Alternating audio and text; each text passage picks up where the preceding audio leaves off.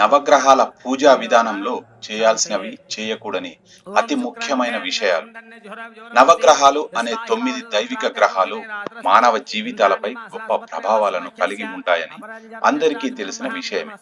నవగ్రహాలు వరుసగా సూర్యుడు, చంద్రుడు, అంగారకుడు, బుధుడు, బృహస్పతి, శుక్రుడు, శని, రాహువు మరియు కేతువుగా ఉన్నాయి. సూర్యుడు వాస్తవానికి ఒక నక్షత్రం అయినప్పటికీ అంగారకుడు, బుధుడు, బృహస్పతి, శుక్రుడు మరియు శని గ్రహాలు సౌర వ్యవస్థలోని ప్రధాన గృహాలుగా ఉన్నాయి.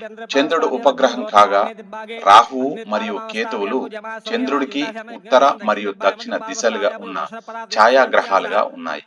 ఇవి ఒక నిర్దిష్టమైన సమయంలో సూర్యచంద్రులను ఆక్రమించడం ద్వారా గ్రహణాలు ఏర్పడడం జరుగుతుందని చెప్పబడింది.